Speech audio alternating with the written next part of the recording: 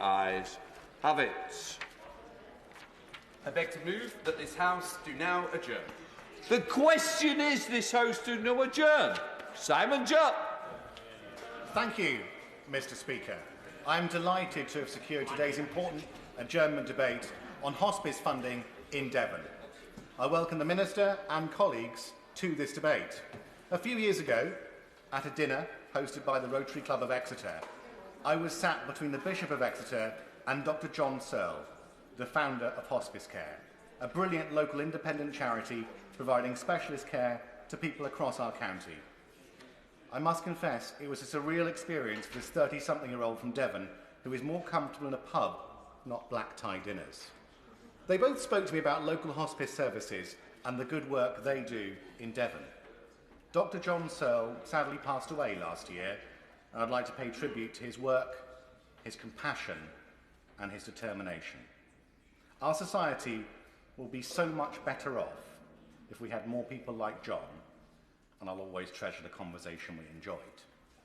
Hospice services in Devon provide incredible support and comfort to those suffering from a terminal or long-term life-limiting condition. Patients often have multiple conditions and complex needs, and often require a high level of support. And as the member for East Devon, I'm acutely aware of the work and impact of hospices locally. Across East Devon, several charities provide hospice services, and I want to pay tribute to the ones based in my constituency: Sidmouth Hospice at Home and Hospice Care. Sidmouth Hospice at Home has a day centre in Sidford and a 24/7 specialist nursing team working with local NHS dementia services teams who benefit from the use of their building. I live in Sidmouth. They do us proud. I'll give way.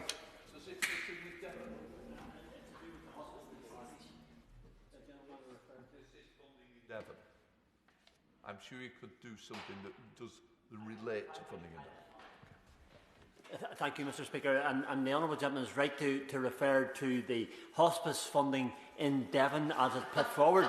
But just to say this, Mr. Deputy Speaker, or Mr. Speaker, while the hospice funding and the charity giving in Devon is good, could I suggest to him that perhaps in Strangford it may even be better? Each year in Northern Ireland, our fundraisers add £15 million to the 4 hospices, and without this, the hospices couldn't function. Does the Honourable Member not agree that government must stop relying on people's charity to fill the gap and increase funding immediately to meet that need? I know his charity givers in Devon do well, but the ones in Strangford do equally well. Thank you. Thank the Honourable Gentleman for his point. One of the points he raised with me earlier, because he told me he was going to intervene on me, was about fundraising, and that's been really difficult since COVID for all sorts of reasons. But across our rest of our part of Devon, Hospice Care runs hospices at Highview Gardens in Exmouth, Searle House in Exeter, and has a fantastic clinical nurse specialist team in Budleigh, Salterton, Exmouth, and further afield in neighbouring constituencies. Hospice Care is the biggest of the local charities that supports 2,500 people each year. But these charities need dedicated teams and a lot of funding to support many thousands of patients. And funding matters even more because, as we know, Devon's population is ageing and growing. In Devon, there are proportionally more older people than the national average. More than 25% of the total population in the Devon County Council area is aged over 65, compared to less than 1 in 5 of the total England population. 14% of these people are 85 and over. By 2040, Devon's population, aged between 65 and 84, is predicted to increase to 225,000, a 27% rise, and the 85-plus population will nearly double to 56,000. Hospices across our county are therefore playing an increasingly key role. Now, I was reminded of the importance... I will give way. Thank the Honourable Gentleman for giving way, and he's right to highlight the future challenges for hospices. Would he agree that plans like coming forward from Rowcroft Hospice in my own constituency to very much integrate and provide both nursing and sheltered accommodation alongside the hospice services they will continue to provide show a way to actually generate additional income whilst not conflicting with their core purpose? I completely agree with him. These services are dynamic, they are working, and the people of Torbay are well served. Now, I was reminded of their increasing importance by Dr. Timothy Dudgeon, a constituent of mine in Ottery St Mary. He first approached me 2 years ago, and we met at one of my regular surgeries in Exmouth shortly afterwards. His plea was simple. Hospice care, one of the charities I've mentioned, needs fairer funding from the NHS in Devon to cope with growing demand. Now, I fully agree with him, but here we are, 2 years later, because the NHS in Devon simply aren't listening.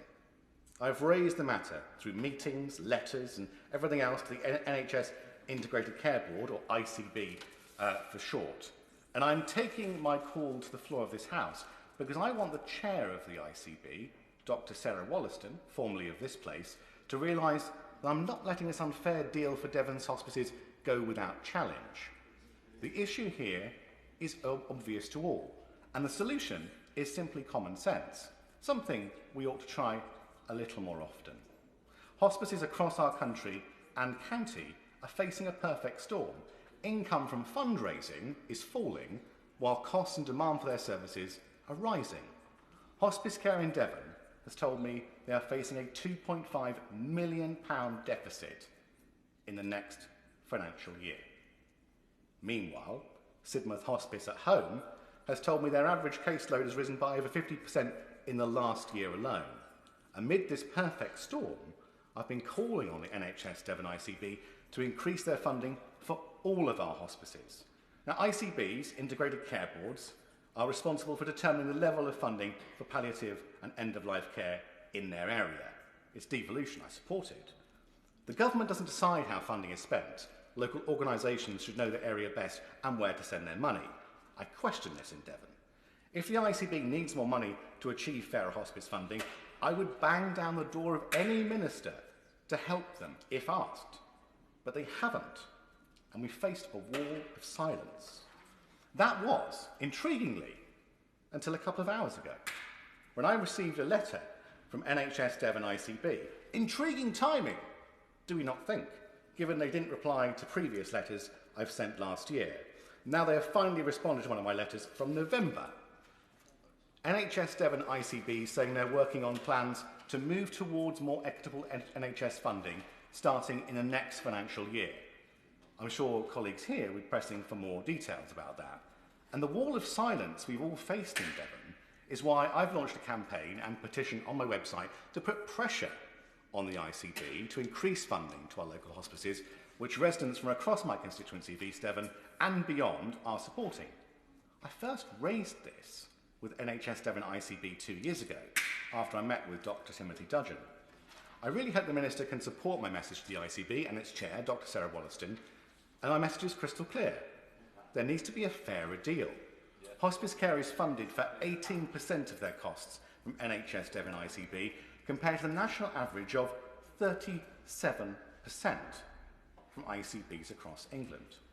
Sidmouth Hospice Care at Home receives no funding from the NHS in Devon at all, and that puts them in a small minority in the country, receiving no money from a local NHS body. That simply cannot be right. I will give way. Richard.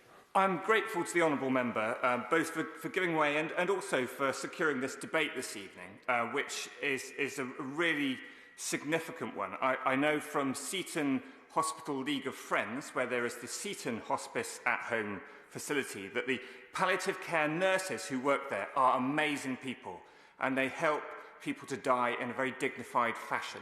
So, given that we have such fantastic people who work for such organisations as Hospice at Home in Seaton and Sidmouth, does he think that they ought to continue to have a physical location in which to work from, as they do currently at Seaton Hospital? And would he agree with me that the Minister might do well to talk to NHS Property Services so that they can continue to have that facility at Seaton Hospital?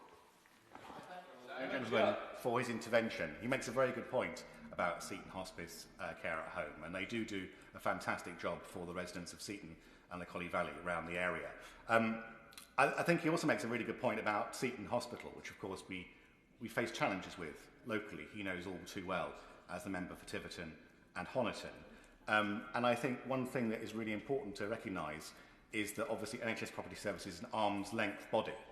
Having said that, recent meetings with one of the ministers who has sponsorship of NHS Property Services does show some light to try and make sure that that building, Seton Hospital, is protected for future generations. But I want to speak about somewhere else in Devon for a second, because the Honourable Member for North Devon can't be here. I am told North Devon Hospice has been trying to get its hospice at home service commissioned for a decade. A decade. And the ICB agrees it should be, but will still not fund the service, which saves North Devon District Hospital £2.7 million in avoided admissions. Similarly, the members for South West Devon and Plymouth, Sutton and Devonport have raised the same issues with St Luke's Hospice in Plymouth too. This is plainly unfair. Now must be the time to strengthen our hospices, give them fairer funding and help them take pressure off the NHS. I will give way. I'm very grateful for bringing the adjournment debate, Mr Speaker. In terms of the threats faced by the charitable palliative care sector, I think they're not only emulated in East Devon, but even in my own constituency. I have two of the largest hospices in Scotland, St Margaret's Scotland and Whitecrook, and also the Children's Hospice in Bala. But the big challenge has been how to be taken seriously by NHS managerial structures. And whilst I have two vibrant and very well committed palliative care structures in these two charities, sometimes the biggest challenge has been them being taken serious by, well, as we would say, community health partnerships, or as these integrated care boards in his area. And he's hit the nail on the head, I think. He's absolutely right. Now must be the time to strengthen our hospices, give them fairer funding, and help them take pressure off the NHS. And hospice care has calculated that services save 2 to 3 hospital admissions every day. These are patients the local NHS would have to cover if the hospice has to cut its services. Sidmouth Hospice at home has calculated that they are saving NHS locally more than 1,300 nights of hospital stays through preventing admission, shortening stay lengths and speeding up discharges. Isn't this what we want? The benefits of fairer funding are plain to see.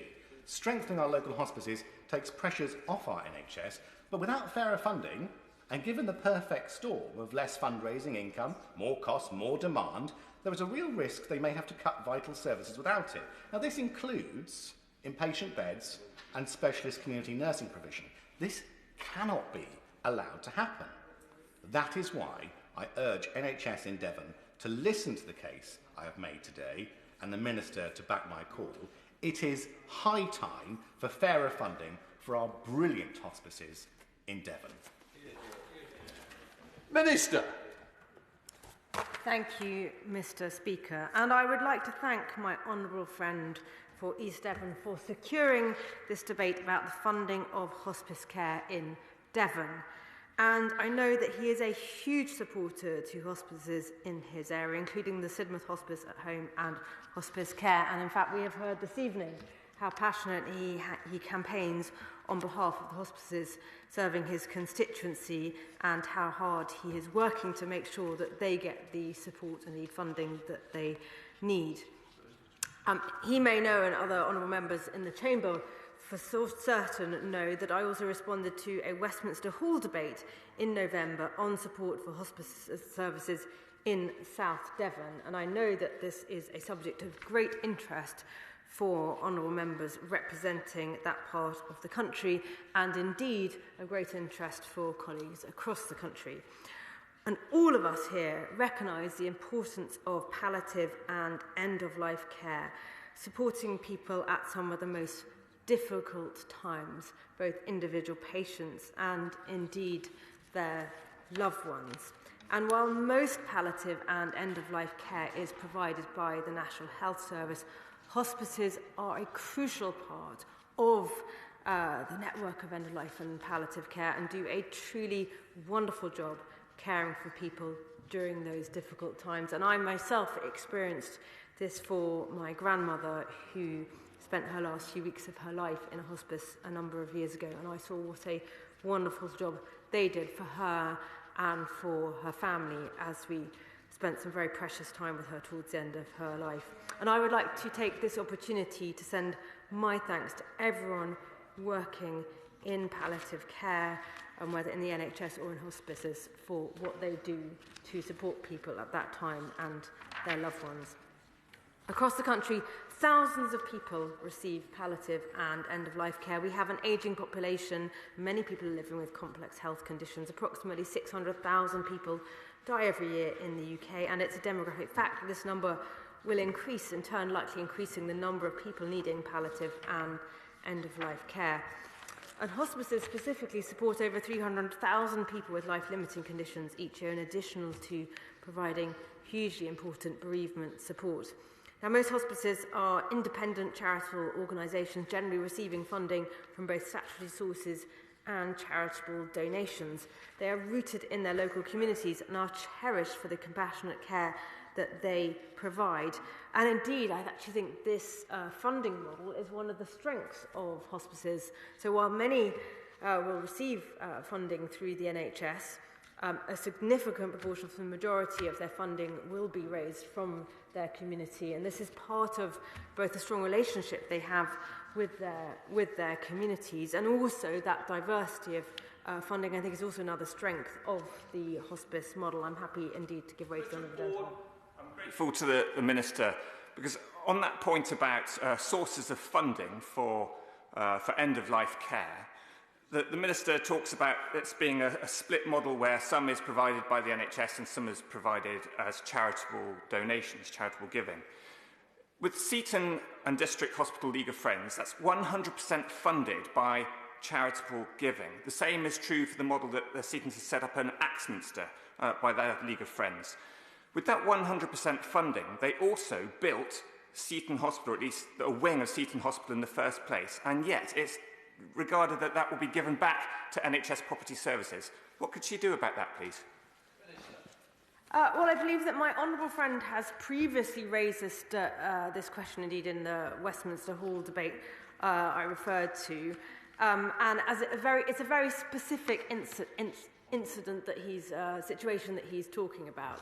So I think rather than in the limited time that I have, me spending all that time on addressing that specific, I am very keen to respond to my honourable friend who has secured this debate on the question of hospice funding in Devon, and to address that. And what I wanted to continue to say when I was talking about the enormous importance of hospices and their role in our communities, but also the strengths of of the way hospices are in our communities, is to add to the significance of the care that hospices provide, and how, as I mentioned, my own experience, that hospices do this thing of making a time which can seem completely unbearable become somehow bearable. And that makes a difference not only for the individual that is being cared for by the hospice, but also all those around them.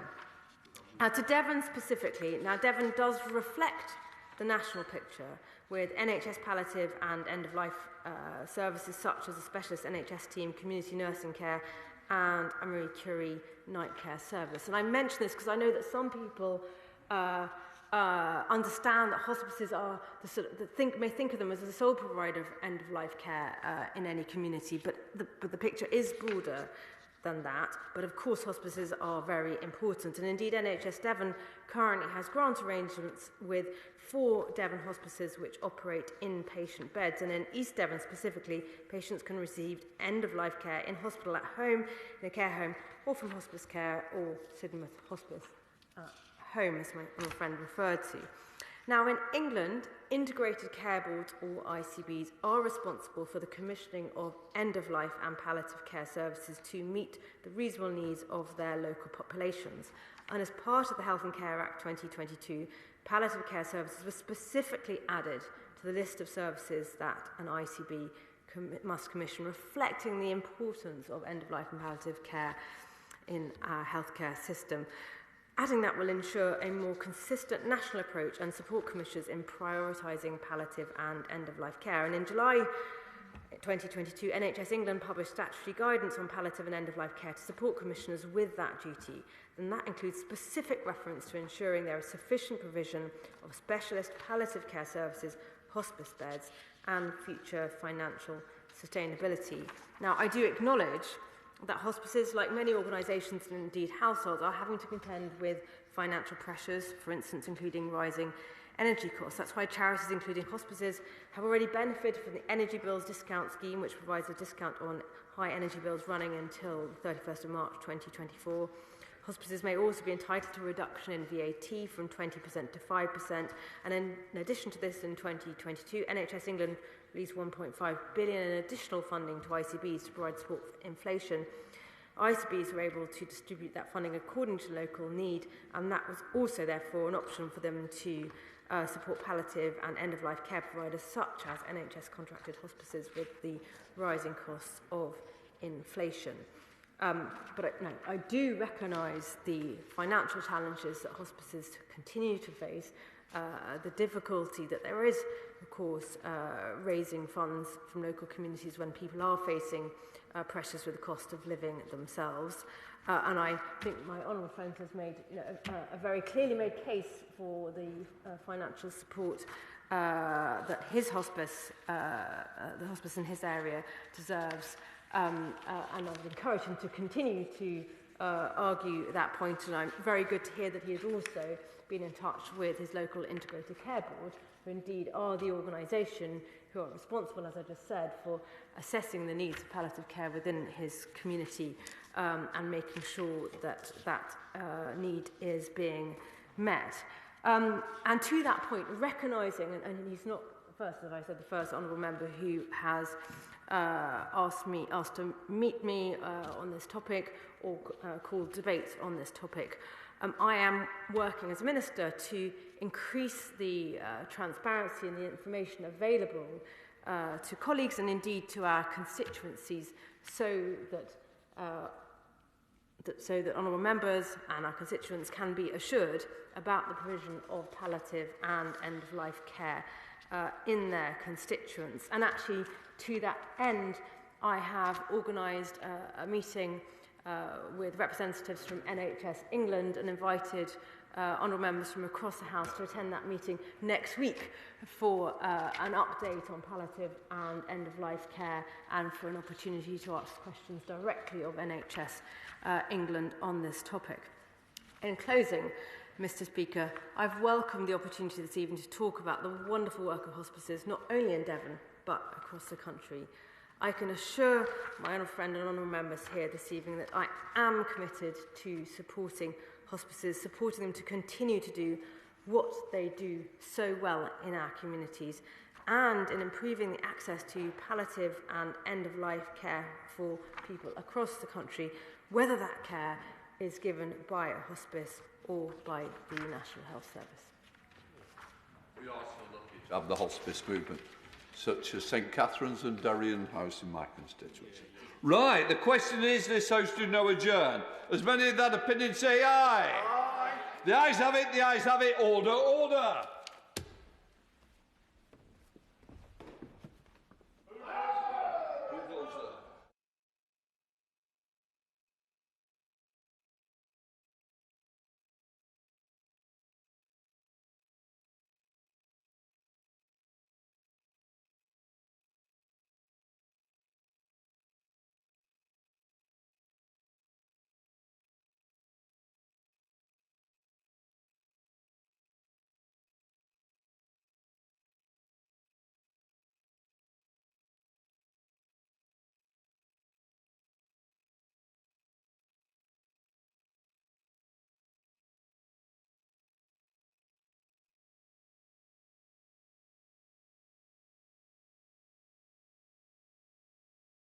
The proceeding has ended.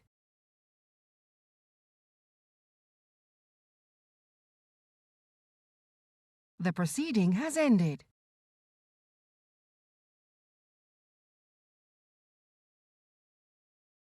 The proceeding has ended.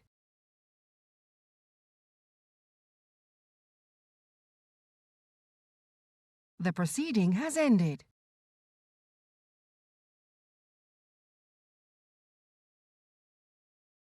The proceeding has ended.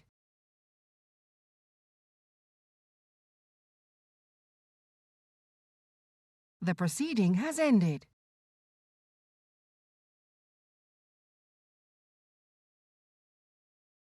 The proceeding has ended.